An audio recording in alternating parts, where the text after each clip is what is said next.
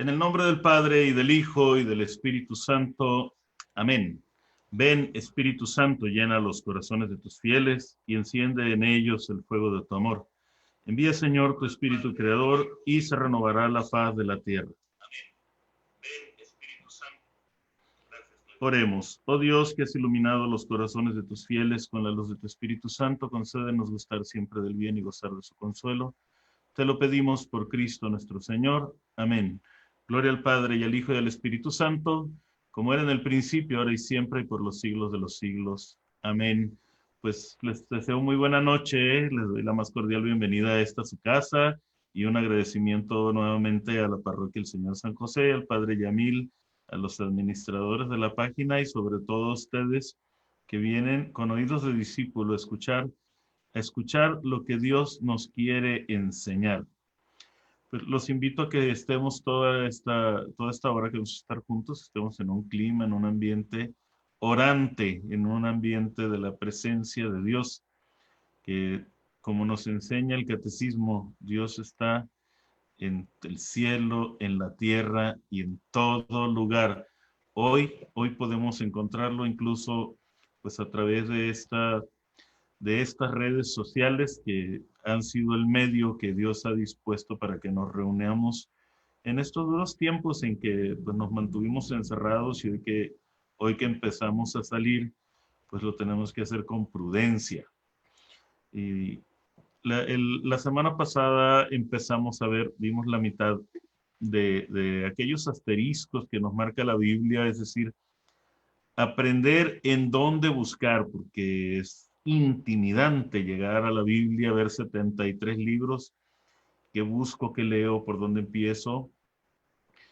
Pues voy a omitir hacer un resumen porque todo está grabado, está en la página del Señor San José, los dos temas anteriores, y también los pueden encontrar en mi página de YouTube, en mi página personal, en el canal de YouTube. Comparto esta pantalla para ver un lugar más en donde Dios nos puede mostrar algún mensaje importante, y es algo que muchos le sacan la vuelta y no quieren leer. Las guerras, las luchas y las batallas. Qué cosa tan sangrienta. ¿Por qué tenía que haber guerras? ¿Por qué tiene que haber tanta sangre en la Biblia, hermanos? Si supieran cuántas prédicas me ha regalado el Señor a través de una batalla, de una guerra. Pudiera pensarse que poco puede enseñarnos una sangrienta batalla, una lucha encarnizada, un pleito del Antiguo Testamento, pero recordemos que todo esto es figura de nuestra lucha espiritual. Debemos de sustituir el nombre de los filisteos, los amonitas, los amalecitas o los asirios por los enemigos que nos quieren robar el reino de Dios. Ya sé que lo escribí muy rebuscado, hermanos, pero digámoslo así. Tenemos que cambiar el nombre de los enemigos de Israel por nuestro enemigo, que es el diablo, que no quiere que nos salvemos. Y aquí pongo un ejemplo, que es el libro del Génesis, en el capítulo 32, versículos del 25 al 30. Jacob lucha con Dios. Cuando Jacob se quedó solo, estuvo luchando alguien con él hasta rayar el alba, pero viendo que no le podía, le tocó en la articulación femoral y se dislocó el fémur de Jacob mientras luchaba con aquel. Este le dijo: suéltame, que ha rayado el alba. Jacob respondió: no te soltaré hasta que me hayas bendecido. Dijo el otro: ¿cómo te llamas? Jacob. En adelante no te llamarás Jacob, sino Israel, porque has sido fuerte contra Dios y contra los hombres, y has vencido. Jacob le preguntó: dime por favor tu nombre. ¿Para qué preguntas por mi nombre? Y le bendijo allí mismo. ¿Qué podemos aprender de esa batalla? Es una lucha, una pelea de Jacob con un ángel, con el ángel del Señor, con la presencia de Dios. Bueno, aquí, en este caso, con quien lucha no es su enemigo, con quien lucha es con Dios. Y nos dice la Biblia que lo vence. Es decir, un hombre tiene una lucha con Dios y le gana a Dios. ¿Dónde está el secreto de Jacob, que a partir de ese momento se llamó Israel, para vencer a Dios en la lucha? Pues que mientras Dios le decía, ya suéltame, él le decía, no te suelto hasta que me bendigas, no te suelto hasta que me bendigas. Y entonces es cuando el ángel le responde, ¿cómo te llamas? Me llamo Jacob, en adelante te llamarás Israel. Y porque has luchado con Dios y has vencido. Si Israel se hubiera soltado de Dios, Israel hubiera perdido. ¿Cuál es el secreto para ganarle a Dios, para obtener sus bendiciones? Usted no se suelte. Hay veces que somos muy desesperados cuando le pedimos algo a Dios, ser bendecidos, y a las primeras de cambio nos rajamos en la oración, pues ya le pedí, ya no quiso, y ya nos soltamos. Israel no se soltó hasta que Dios lo bendijo, y lo bendijo con una multitud incontable, más que las arenas del mar, que las estrellas del cielo y que el polvo de la tierra. Y como esa batalla podemos encontrar muchas, algunas son guerras encarnizadas. En el libro de los jueces, por ejemplo, en el capítulo 6 y 7 viene la historia de Gedeón, uno de los jueces más famosos del libro del pueblo de Israel. No lo voy a leer porque está algo largo, pero les platico cómo fue la batalla. Primero Gedeón estaba, mientras el pueblo iba a ser atacado, Gedeón estaba majando trigo, que era un trabajo de mujer. Y entonces se le aparece un ángel y le dice, salve valiente guerrero. Y Gedeón voltea para todos lados. ¿Me estás hablando a mí? Pues yo aquí estoy escondido porque va a haber batalla. Mejor me vine aquí donde están las mujeres majando el trigo, separándolo de la paja para no intervenir en la lucha, en la pelea. Y entonces el ángel le dice, con ese pequeño poder que tienes, vas a ganar la guerra, vas a vencer al enemigo. Y Dios lo llama a la batalla, Gedeón le pide algunas pruebas, y cuando ya está Gedeón con el ejército de Israel reunido, que fue su primer trabajo, Dios ve el ejército y eran 10,000 hombres. Le, oye, como que son muchos los soldados que llevas. No vayan a decir luego que ustedes vencieron porque eran muchos. A ver, ve y dile a esa gente que el que tenga miedo se vaya. Oh, se fueron un montón. Quedaron 2,000 soldados de los 10,000 que llevaba Gedeón. Y entonces voltea a Dios y los ve y dice, oye, como que todavía son muchos. No quiero que se diga que ustedes ganaron porque ustedes son poderosos. Mira, llévalos a beber agua y el que tome con la mano lo pones de un lado y el que tome como perro pegando la boca en el agua lo pones de otro lado. Y entonces los separó y en el grupo más chico quedaron 300 soldados, como en la batalla de las Termópilas. Quedaron 300 soldados y Dios le dijo, diles a los otros que se vayan, con esos 300 vas a ganar la batalla. Y entonces Gedeón le da instrucciones a esos 300 hombres. Van a hacer exactamente lo que yo les diga. Se pusieron en la cima de la montaña, los enemigos estaban en el valle, y dice la Biblia que sus camellos eran incontables, o sea, que eran demasiados camellos. El enemigo tenía un ejército numerosísimo. Entonces Gedeón le da instrucciones a sus 300 hombres. Van a hacer lo mismo que yo. Y los separó en grupos y a todos les dio una antorcha, un cántaro y un cuerno, o sea, una trompeta. La Biblia no dice que les haya dado arcos y flechas, lanzas, escudos.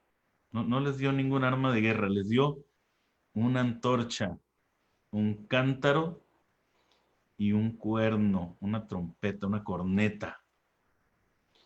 Y les dio la instrucción a todos. cuando yo toque el cuerno, todos ustedes gritan, la espada, por Yahvé y por Gedeón. Y entonces hacen exactamente lo mismo que yo. Y aquellos hombres llevaban la antorcha cubierta con el cántaro que les había dado Gedeón, y cuando Gedeón toca el cuerno, gritan todos, la espada, por Yahvé y por Gedeón. Gedeón rompe el cántaro y todos los 300 hombres rompieron el cántaro y todos tocaron el cuerno. El ejército enemigo se despertó asustado. ¿Imaginan ustedes esa escena? Estaban en un valle, voltean a la cima de la montaña y ven un montón de antorchas, escuchan el tocar de un cuerno. Han de haber pensado estos hombres, si así está la banda de guerra, ¿cómo será este ejército? Sacaron la espada y se mataron entre ellos. Lea usted el capítulo 6 y 7 del libro de los jueces. Esa es una batalla bellísima. Tenemos muchísimas las guerras arameas en tiempos del profeta Eliseo, cuando 2 leprosos salvan al pueblo de Israel de una hambruna.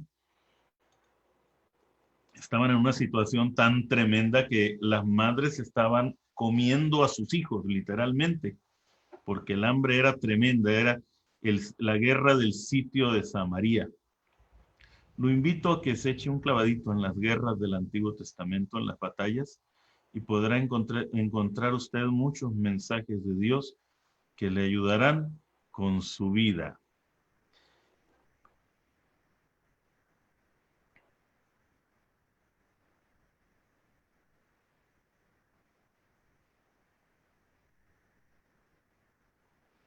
Otro lugar en donde podemos encontrar el mensaje del Señor son las preguntas. Podríamos pasarnos un año entero meditando solamente acerca de las preguntas que aparecen en la Biblia. Jesús cuestionaba a sus discípulos y cuando sus enemigos lo cuestionaban, contestaba con otra pregunta. Desde el Antiguo Testamento, Dios cuestiona al hombre. En Génesis 2:9, inmediatamente después de la caída, baja Dios al jardín a platicar con Adán como todas las tardes. ¿Y qué hace Dios con Adán? Pregunta, ¿dónde estás? Si tú estás leyendo la Biblia y te aparece esa pregunta, ¿qué le responderías a Dios? Ahorita, mi hermano, ¿en dónde estás? ¿Dónde estás? ¿Dónde está tu situación de vida? Mateo 16, Jesús les pregunta a sus discípulos, ¿quién dice la gente que soy yo? ¿Quién dice la gente que soy yo? Yo el otro día estaba viendo en un programa de History Channel que ellos dicen que Jesús es un extraterrestre y que la estrella de Belén era un ovni y que el milagro de la encarnación es una implantación genética. ¿Qué dice la gente que soy yo? Los grupos, los lobbies homosexuales dicen que Jesús era homosexual, los masones dicen que Jesús era masón, los comunistas dicen que Jesús es comunista. ¿Y ustedes? ¿Quién dicen que soy yo? Para ti, ¿quién es Jesús? Para ti, en lo personal, ¿quién es Jesús? Ay, esta está bien bonita. Juan 20:15 le pregunta a Jesús en la puerta de la tumba, le pregunta el ángel a María Magdalena, mujer, ¿por qué lloras? ¿A quién buscas? Ahorita que veo poquitas mujeres, pero por lo regular en estas reuniones hacen mayoría. Yo te pregunto a ti, mujer, ¿por qué lloras? ¿A quién buscas? Porque a lo mejor estamos como la Magdalena, estamos buscando un muerto y eso nos hace sufrir. Hace, hace algunos años, un filósofo alemán declaró la muerte de Dios, dijo, Dios ha muerto, nosotros lo hemos matado. Friedrich Nietzsche declaró la muerte de Dios. Pero resulta que si tú vas a la tumba del Señor, el Santo Sepulcro, Yo no he ido, ¿no? Nos lo platicó en un curso un gran formador, un gran predicador, que él cuando llegó salió muy triste del Santo Sepulcro. Yo iba buscando un encuentro con Dios y me encontré un letrero que decía, ¿por qué buscan entre los muertos a quien está vivo? No está aquí, ha resucitado. La tumba de nuestro Dios es una tumba vacía porque nuestro Dios está vivo. El que murió fue Nietzsche. Sus huesitos ahí están enterrados en su tumba. En Mateo 14:31, esta es para Pedro. Todos aspiramos a ser como Juan y terminamos siendo como Pedro, ¿no? A ver, ¿por qué dudaste? Y ahí puedes abrir tu Biblia y encontrarte la pregunta y sentir la mirada fija de Jesús en ti que te pregunta, ¿por qué dudaste? Pues cada pregunta puede tener un sinfín de respuestas, ¿no? Muchísimas, y cada uno de nosotros deberá de encontrar en ellas cómo profundizar en el mensaje de la Escritura.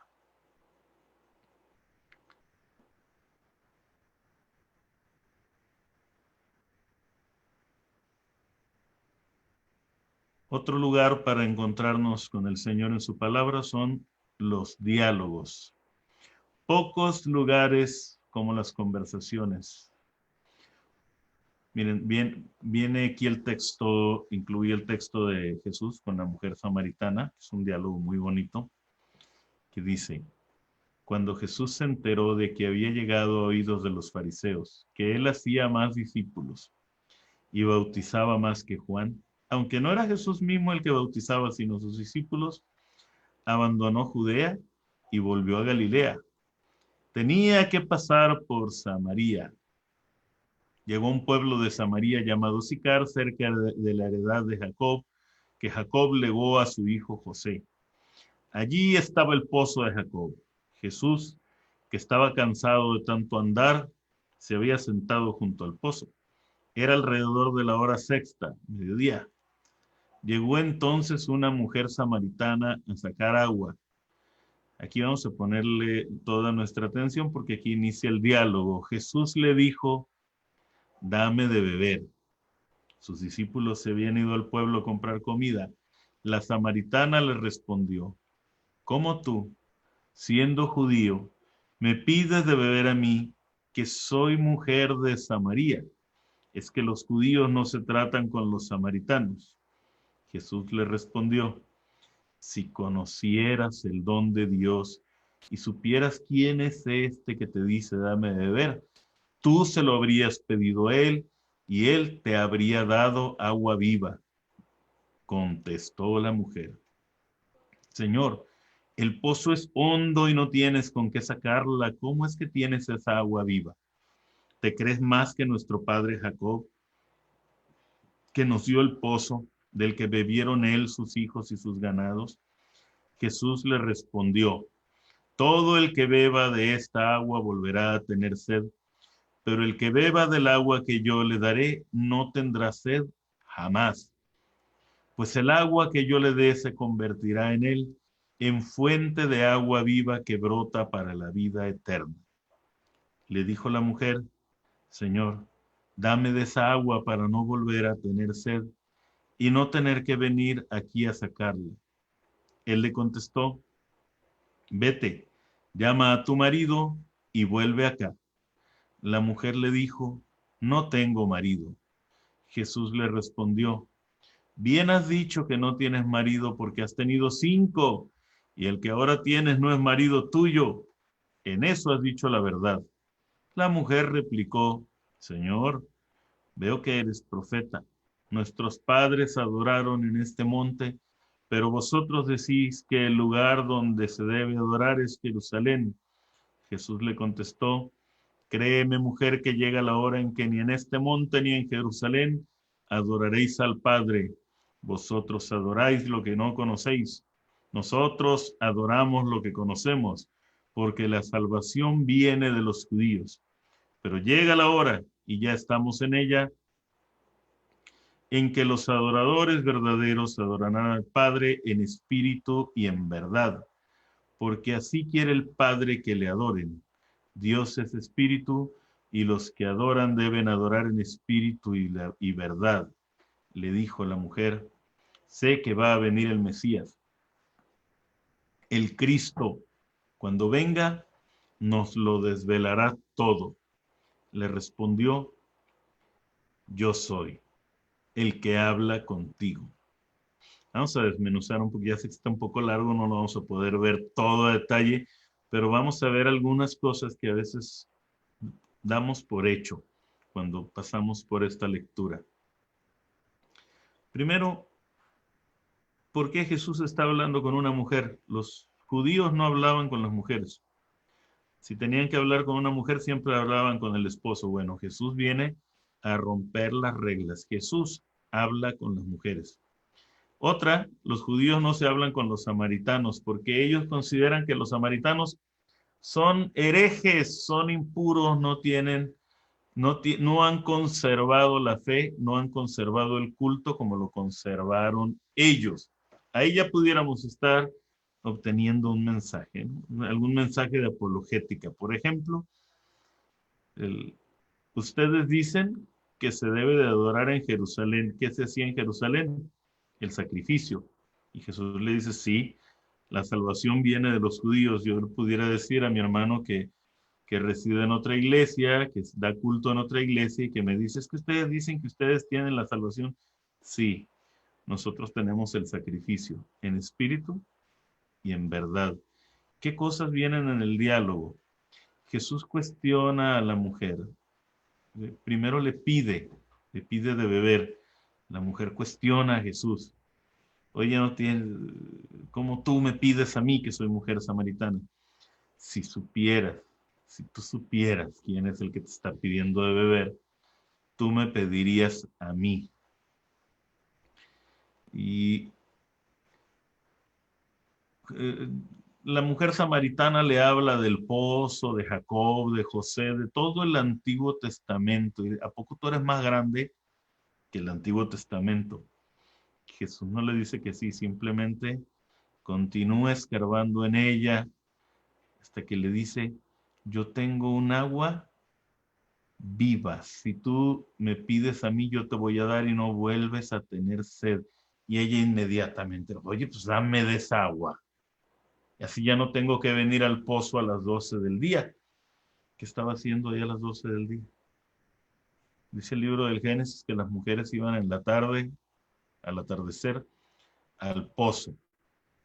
Y aquí en los ranchos, cuando van al pozo, donde no hay agua potable, van de madrugada, porque a mediodía hace mucho sol y es muy pesado acarrear agua a tu casa desde un pozo que está fuera del pueblo al mediodía. ¿Por qué esta mujer iba al mediodía?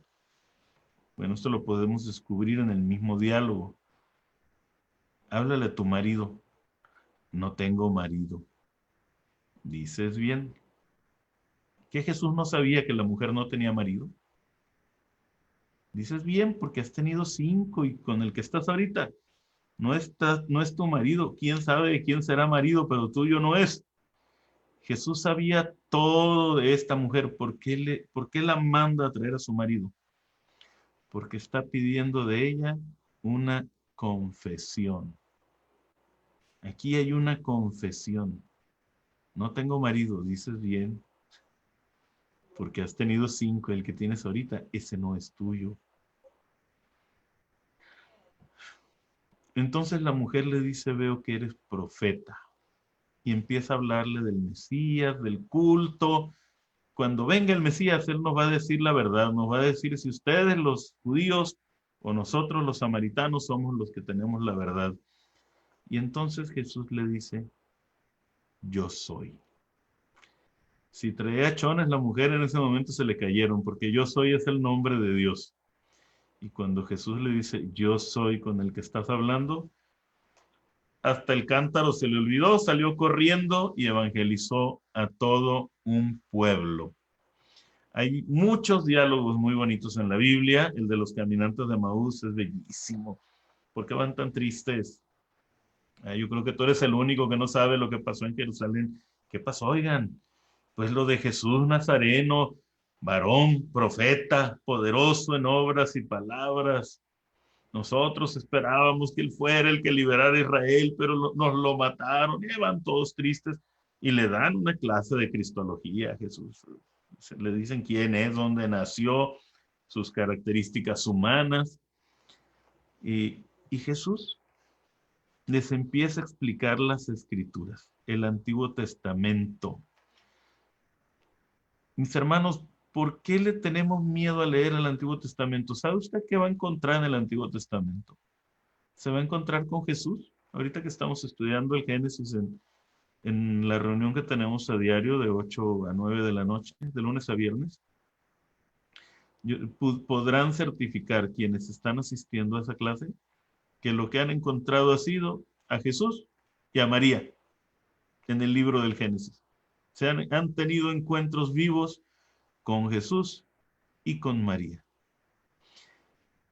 Cuando Jesús les revela el Antiguo Testamento, se revela a sí mismo y entonces lo invitan a quedarse con él en la noche, a pasar la noche con ellos, y Jesús parte el pan y en la fracción del pan lo reconocen.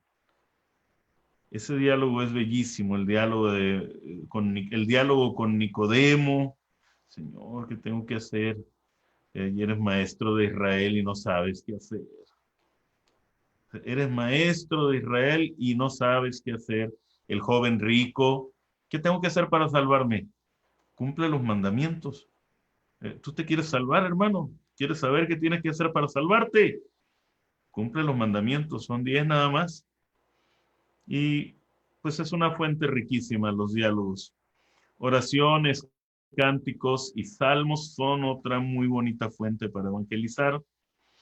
Miren, el libro de los salmos tiene 150 mensajes distintos y muchos más, porque en cada uno de los salmos puedes encontrarte pues un momento distinto. Pero tengo por aquí el libro de Tobías, capítulo 8, versículos del 4 al 9, en donde viene una oración bellísima, que todos los que están casados, están por casarse, deberían de volver a ella. Es la oración que hizo Tobías cuando tomó a Zarra por esposa.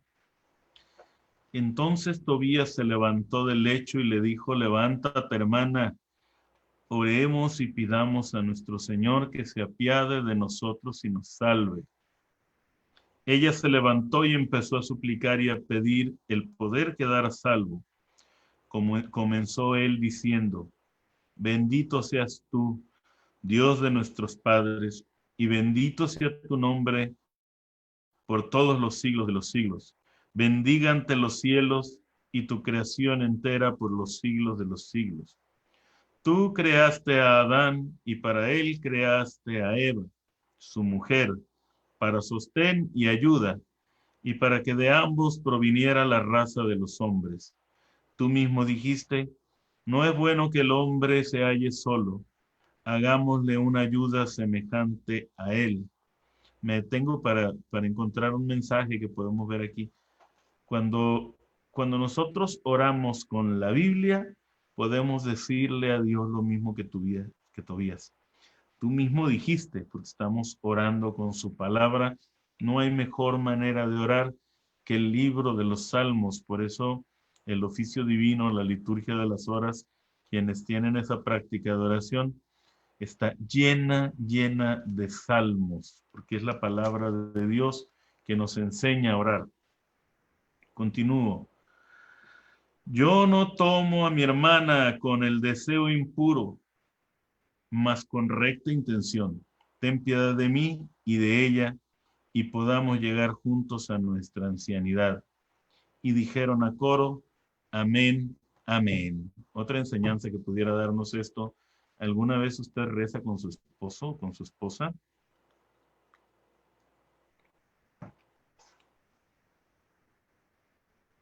Pues es inacabable. Nada más el libro de los Salmos son 150 y cada personaje de la Biblia importante tiene alguna oración. Lugares. Uy, esta es buenísima. ¿Dónde encontrar el mensaje? En lugares. El lugar donde sucede el pasaje bíblico es tan importante como el escenario donde se monta una obra de teatro. Cierta vez asistí a la ópera Cabalgata Rusticana y se presentó en el atrio de una iglesia de más de 500 años. Si quieren saber cuál es la parroquia de Nuestra Señora del Rosario en Guasave. Aquello fue increíble, aunque no es mi ópera favorita. O sea, aunque no es mi ópera favorita, la ambientación que le dio el lugar en donde la representaron fue fabuloso.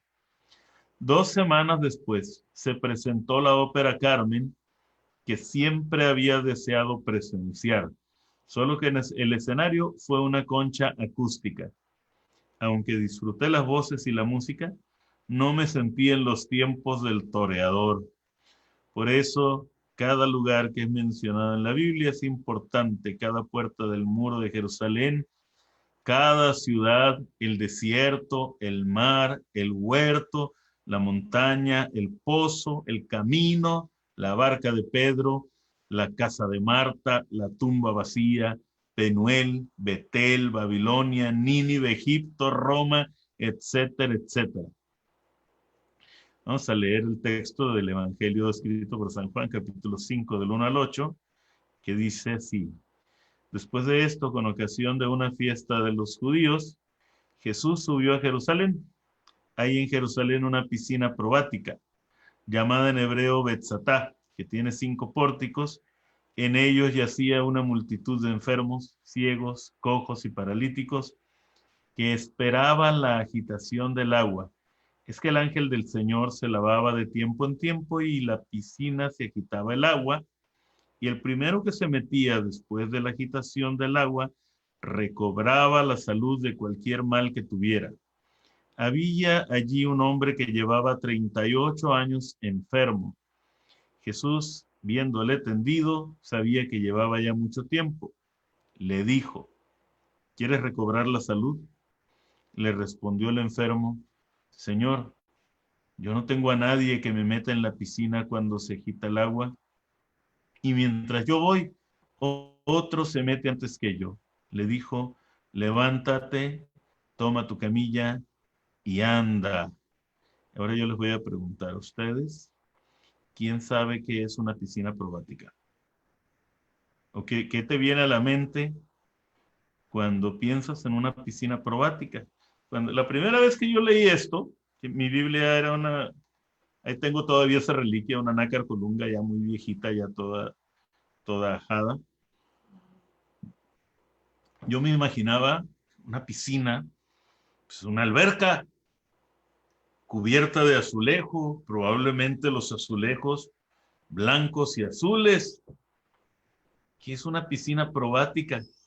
Hasta me imaginaba sería media alberca olímpica, o sería como las de los hoteles, tendría trampolín para tirarnos clavados. ¿Cómo era una piscina probática? Una piscina probática se usaba para el lavado de las ovejas. La puerta de las ovejas, que era donde estaba la piscina, las ovejas venían principalmente del área de las montañas. Belén era una ciudad, ahí estamos viendo otro lugar, por ejemplo, ¿no? Belén era una población que se dedicaba a la ganadería menor. Criaban ovejas para el sacrificio en el templo. Las ovejas que, que se sacrificaban en el templo casi siempre venían de Belén. Pero resulta que la ciudad santa de Jerusalén no puede haber cosas impuras porque es santa. Entonces, las ovejas en el camino pues venían haciendo popó y unas con otras pisando su misma cochinada, ¿no? Su mismo estiércol y traían sus pezuñitas llenas de basura del camino, de suciedad. ¿Qué había que hacer antes de entrar a la ciudad santa de Jerusalén? Había que purificarlas, había que lavarlas. Y entonces pasaban por la piscina probática llamada Betzatá para ser lavadas. ¿Por qué Jesús tuvo que ir?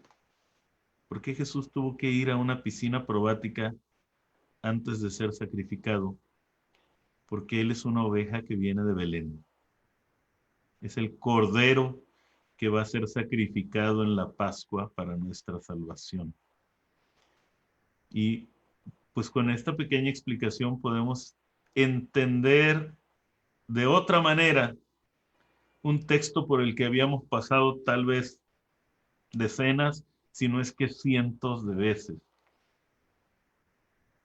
Y nada más fijándonos en el lugar. Vimos dos lugares, la piscina, que no sabíamos qué era, y Belén, que no sabíamos por qué Jesús tuvo que nacer en Belén, por qué no en otra ciudad. En Belén se criaban las ovejas del sacrificio.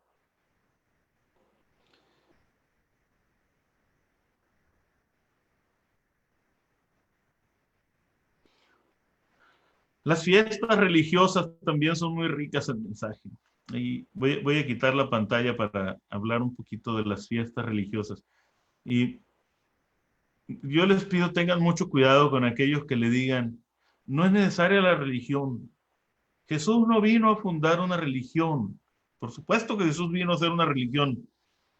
Es, tú eres Pedro y sobre ti fundaré mi iglesia, sobre ti la voy a construir y ni las puertas del infierno prevalecerán sobre ella. Pero Jesús no era cristiano. Jesús, ¿cuál era su religión?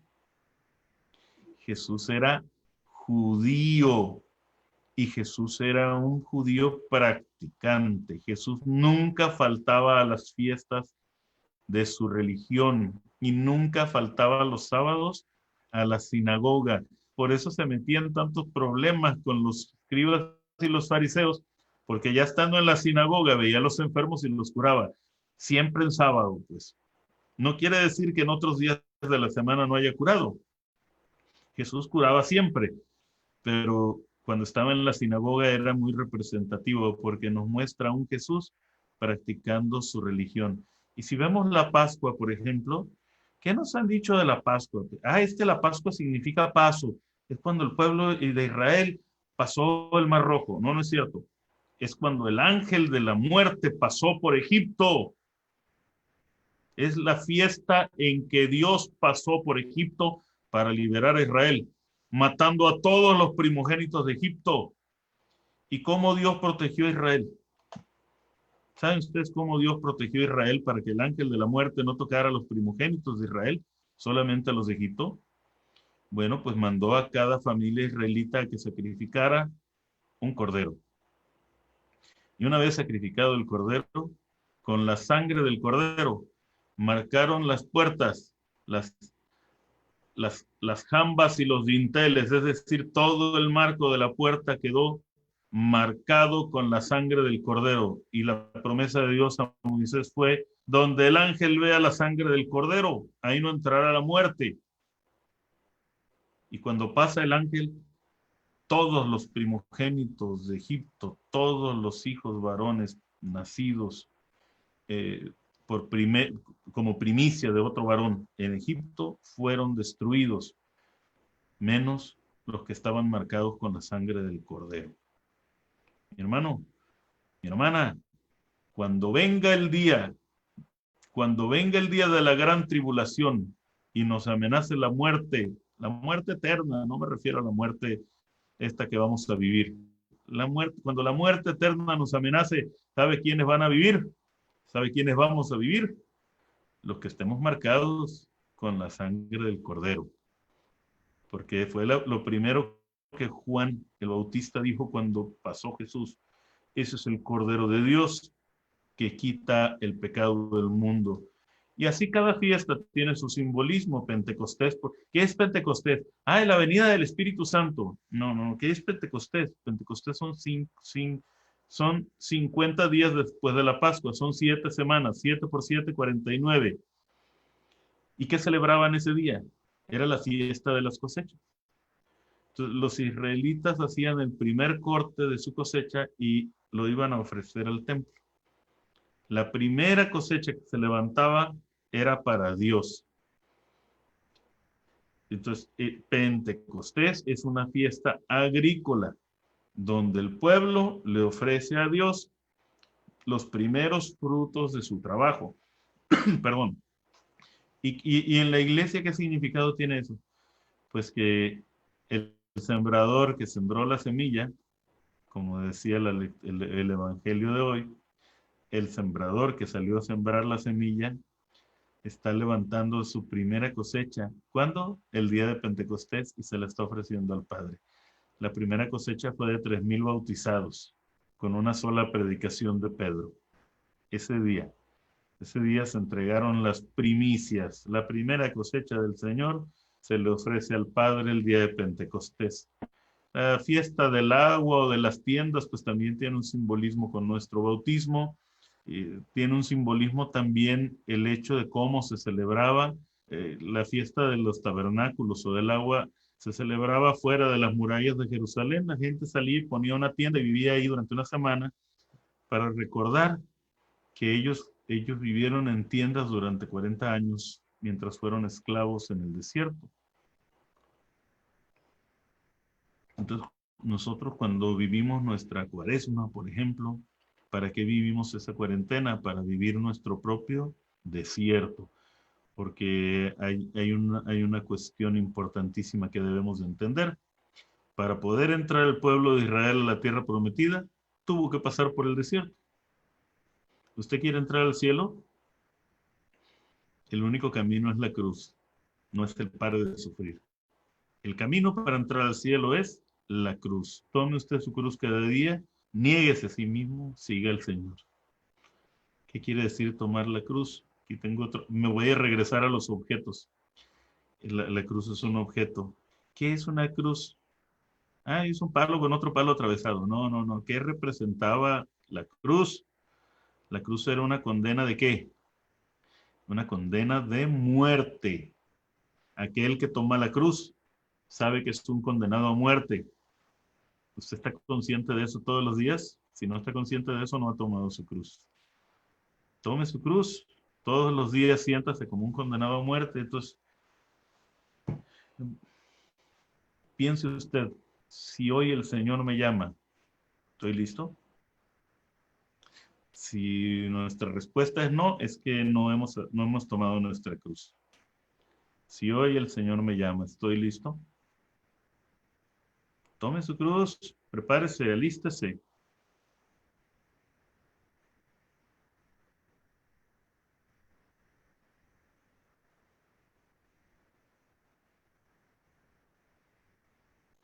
Banquetes, otro lugar donde podemos encontrar el mensaje de la palabra. Encontraremos algunas narraciones de fiestas particulares, no religiosas o banquetes, que también son materia de predicación.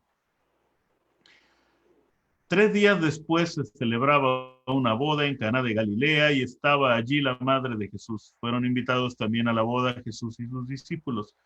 Al quedarse sin vino, por haberse acabado el de la boda, le dijo a Jesús su madre: ¿no tienen vino? Jesús le respondió: ¿qué tengo yo contigo, mujer? Todavía no ha llegado mi hora. Pero su madre dijo a los sirvientes: haced lo que él os diga. Había allí 6 tinajas de piedra destinadas a las purificaciones de los judíos, de 2 o 3 medidas cada una. Jesús les dijo: llenad las tinajas de agua. Ellos las llenaron hasta arriba. Sacadlo ahora, les dijo, y llevadlo al maestresala. Ellos lo llevaron. Cuando el maestresala probó el agua convertida en vino, como ignoraba de dónde era, los sirvientes, los que habían sacado el agua, sí que lo sabían, llamó al novio y le dijo: todos sirven primero el vino bueno y cuando ya están ebrios y bebidos, el inferior. Tú, en cambio, has reservado el vino bueno hasta ahora. Ahí pongo mi anotación. Jesús no hace milagros en tinajas vacías. Exige el esfuerzo de los sirvientes, pero sería bonito que nosotros analizáramos a detalle lo que sucede en este milagro. ¿Qué sucede en este milagro? Hay 6 tinajas de piedra. ¿Qué quiere decir eso? 6 tinajas de piedra de 2 o 3 medidas. 2 o 3 medidas nos darían en promedio 100 litros por tinaja. Imagínese usted medio tambor de 200 litros, para que entendamos. Ya ve que los parten Imagínese usted medio tambor de 200 litros. Ahora imagine que no son de plástico como son ahora, que son de piedra. Obviamente usted no va a agarrar 6 tinajas de piedra, que ya deben de ser de por sí pesadas, para llevarlas al pozo y llenarlas allá y luego traerse las tinajas de piedra con 100 kilos más, porque 1 litro de agua pesa 1 kilo, 100 litros de agua pesan 100 kilos. Los pozos no estaban en las casas, los pozos estaban en las afueras de los pueblos. Cuando María les dice a los criados, hagan lo que Él les diga, ellos son siervos, servidores, y entonces no les pesa, o no sé si les pesa, pero lo hicieron, obedecieron la orden de la Madre de Dios, hicieron lo que Él les dijo. Salieron a las afueras del pozo con sus cántaros a juntar 600 litros de agua, a acarrear 600 litros de agua. Debe haber sido un ir y venir, porque dice el Evangelio que las llenaron hasta el borde, hasta rebosar. 600 litros de agua. Jesús podía haber dicho, a ver, no quedó aunque sea unas gotitas de vino por ahí, a ver, alguien que no se lo haya acabado, préstenmelo para acá, voy a hacer el milagro de la multiplicación del vino y haber llenado las tinajas. O simplemente haber dicho, hágase el vino, como cuando dijo, hágase la luz y la luz se hizo. ¿Jesús tenía el poder para eso o no? ¿Qué quiere Jesús? Quiere que usted y yo llenemos las tinajas, porque Jesús no hace milagros en tinajas vacías. ¿Qué otro banquete bonito hay? Por ejemplo, cuando Jesús llama a Mateo, ¿cómo lo llama? Estaba Mateo sentado en la mesa, sentado al telonio, y pasa por ahí, lo mira a los ojos y le dice, sígueme.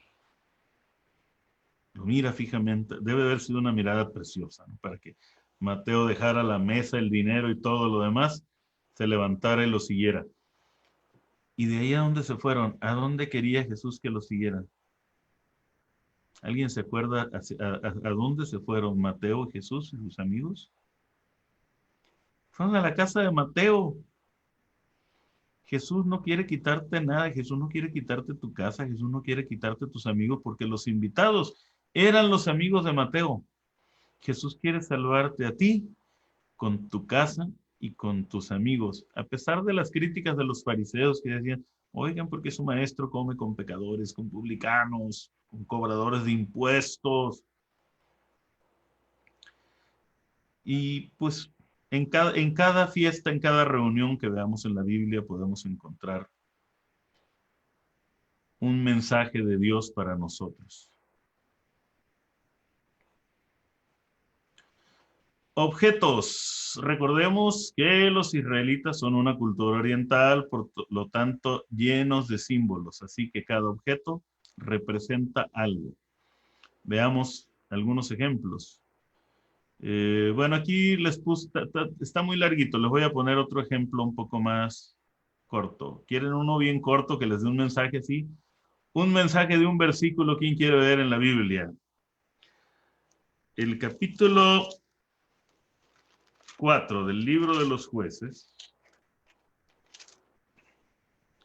capítulo 3, versículo 31, dice así, fíjense bien, vamos a tomar un mensaje de un objeto, de un versículo puede cambiarle la vida a alguien.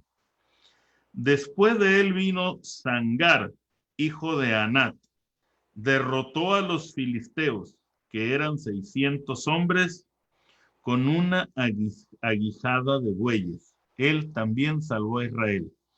El libro de los jueces por lo regular nos habla de los actos heroicos de los jueces. Este hombre, Sangar, solamente tiene dedicado un versículo. ¿Qué hizo Sangar? Derrotó a 600 hombres. ¿Con qué? Con una aguijada de bueyes. ¿Qué es una aguijada de bueyes? La aguijada era un palo con punta para que cuando iban los bueyes jalando la yunta y no querían caminar, cuando el buey se aferraba a no caminar, entonces el agricultor le picaba las nalgas al buey con la punta para que caminara, le picaba en las piernas y entonces el buey tenía que caminar. Sangar derrotó a 600 filisteos con un palo. Ah, y nosotros no queremos trabajar para el Señor y derrotar al enemigo hasta que tengamos una MacBook Air con que hacer presentaciones y un cañón y un equipo de sonido y un micrófono ambiental. O no, ya que tome el curso, es que ahorita no me siento preparado, es que no he recibido la suficiente formación. Conozco gente que tiene 40 años siguiendo al Señor que dice que no, todavía no está preparado para servir al Señor. Oiga, hermano, Sangar con un palo derrotó a 600 filisteos. Si usted quiere más herramientas, por el amor de Dios, con el palo de la cruz usted puede vencer al demonio si quiere. Entonces, aprendimos de un objeto. Otro ejemplo, no se enciende una luz para ponerla debajo del selemín. No se enciende una luz para ponerla debajo del selemín. Pues, primero hay que saber qué es un selemín. ¿Quién tiene un selemín en su casa? No, pues ¿qué será un selemín? Pues es que ya no los usamos. Un selemín era una medida que se usaba para el grano. Por lo regular en cada casa había un pequeño molino de piedra, eran dos piedras redondas, se le daba vuelta una y entre las dos pasaba el grano y se molía. Y cuando la mujer iba a hacer pan, primero medía el trigo o la cebada, dependiendo de qué fuera a hacer el pan, lo medía en el selemín, era una vasija, era un cuadro, era una caja, eso era un selemín que tenía una medida. No se, no se enciende una lámpara para voltearle encima una caja. Hermano, ¿y tú tienes la luz del Señor? Pues no te encierres en una caja. Y así en cada objeto que encontramos en la Biblia podemos encontrar un mensaje.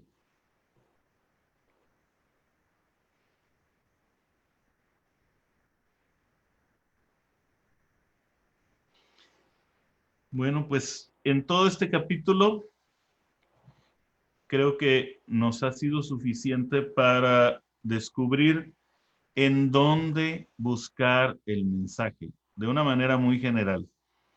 En esta entrega estaremos presentando las herramientas que nos permitirán escudriñar, es decir, lo que vamos a ver la semana que entra, las escrituras como en un microscopio, para mostrar o para descubrir el mensaje que siempre ha estado allí, pero no es tan evidente. Entonces, les puedo dar un pequeño adelanto de lo que vamos a ver la semana que entra, que son ya básicamente las técnicas de profundización. Por ejemplo, la lingüística o el idioma, las etimologías de las palabras, el diccionario, la lengua oriental o el significado que tenía la palabra para los orientales. Conocer el significado por su raíz u origen puede aportarnos un entendimiento superior tan solo por explicarlo. Aquí puse algunos ejemplos. Misericordia, su etimología es del latín misere, que significa miseria o necesidad. Cor o cordis, que quiere decir corazón, y el prefijo ia, hacia los demás.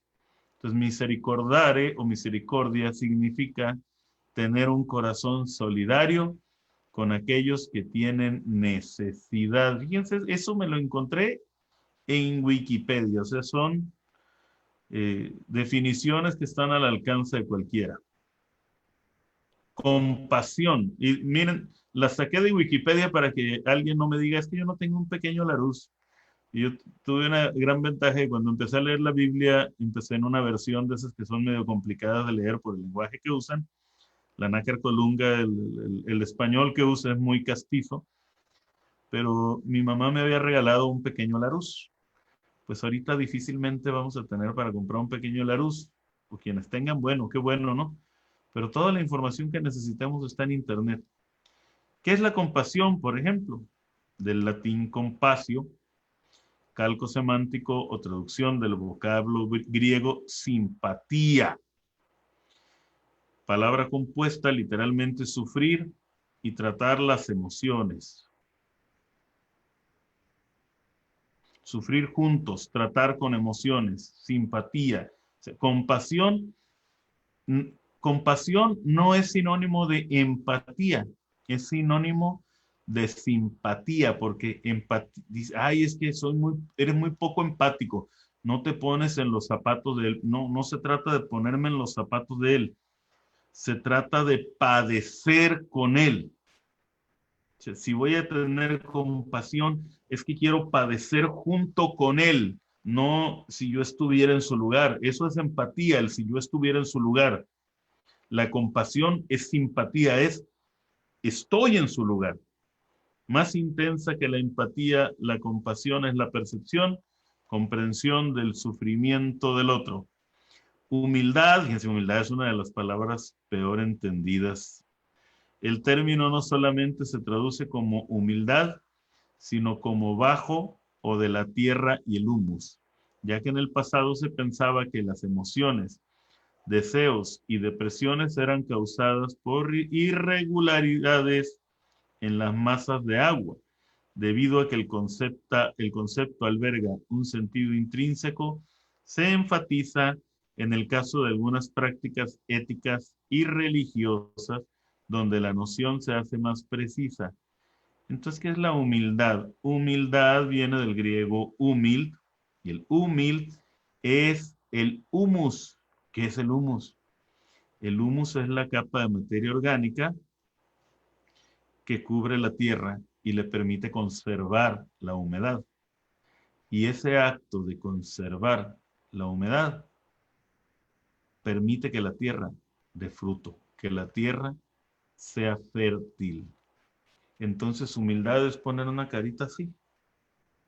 No, humildad no es poner una carita así. Humildad es tener toda la capacidad de conservar el agua que me ha sido dada por Dios para poder darle fruto. Si yo doy fruto, soy humilde. Si no doy fruto, podré decir que el otro es soberbio y que me cae gordo, pero si está dando fruto es más humilde que yo. Pues eso es una pequeña tentadita de lo que vamos a ver la semana que entra. Espero que el Señor obre en nosotros y con este en dónde buscar, con este aprender en dónde buscar en la palabra, pues ya no nada más nos quede la lectura casual y esporádica de la Biblia. ¿Cada cuánto debe usted leer su Biblia? ¿Cada cuánto? Pues cada cuánto necesita usted hablar con quien ama. Nada más. Abra usted su Biblia todos los días, todo el tiempo.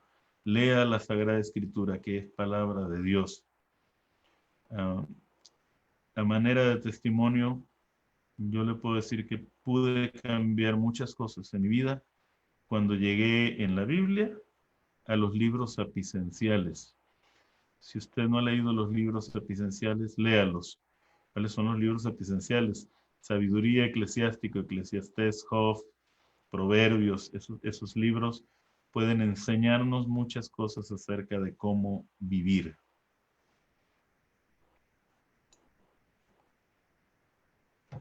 Pues parece que no vino el Padre Yamil a darnos la bendición, así es que vamos a rezar nosotros y vamos a pedirle al Señor que nos bendiga.